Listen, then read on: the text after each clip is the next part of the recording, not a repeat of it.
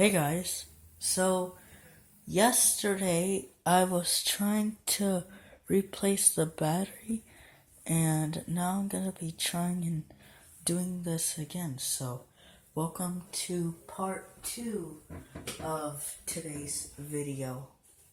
Alright, wish me luck again. So yesterday I got the speaker out and sorry about the microphone in the other video and the video that's uploading right now, the part one. Anyway, I got the screen, I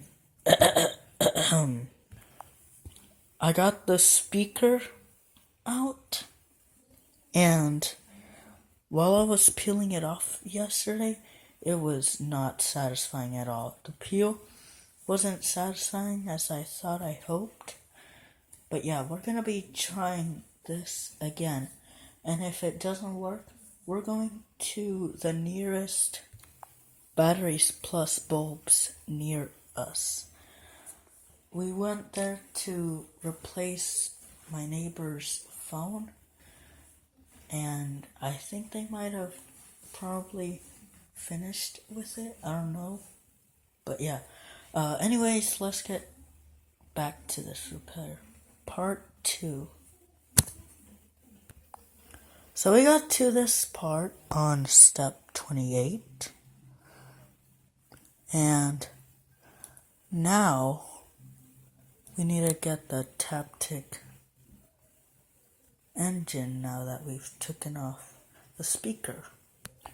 Oh, by the way, guys, I'll leave the link to this repair in the description. And I'll also leave a link on where you can get the battery and the iFixit kit if you want to replace your own phone, your own iPhone XS, and whatever phone you have. Okay, I'll do my best to do almost anything off camera. So we got that piece off, so let's go to step 30. And we need to take out these 2 screws right here. I've never replaced a battery on this phone, so yeah. Where's my screwdriver? Oh, here it is. So we're gonna do the famous unscrew.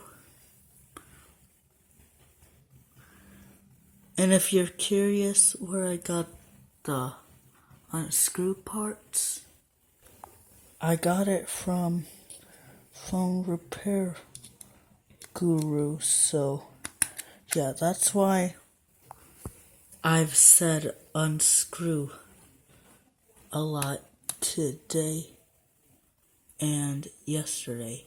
He's the inspiration and the reason why I wanted to start this.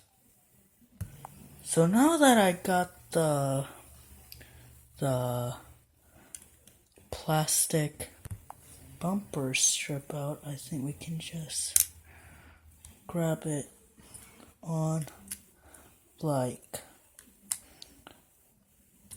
that. That was easy. This is the Taptic engine right here. If you're a nerd like me, yeah, that's a Taptic engine. Put that aside. Okay. So now that we've got that, oh, this is the hardest part. We need to get the battery out, as I'm reading step 33 on this battery. We need to remove all of these parts right there on the battery. Use the tweezers and then Wait, how do you do this? Once again, off camera. So as I was trying to remove these parts out of the battery, and I was trying to poke this and crap, it poked my finger. It won't focus, but if you look really closely, you can see that there's a tiny hole in my band-aid, and it pinched me, and it was hurting a bit bad, but I'm alright. So now that we've got that, we can go ahead and remove the forbidden cheese, and I'm doing this with the tweezer since my palms are sweaty. Oh man. No, the screws. Okay. How do you do this? So I was trying to remove the forbidden cheese, like right here, and I couldn't get it. And also I noticed that this was punctured, so I'm guessing that I could have done that on accident yesterday. And also, I've been using, that was not good, I was using these tweezers, and I can't seem to get it off, so now I'm gonna have to do something else.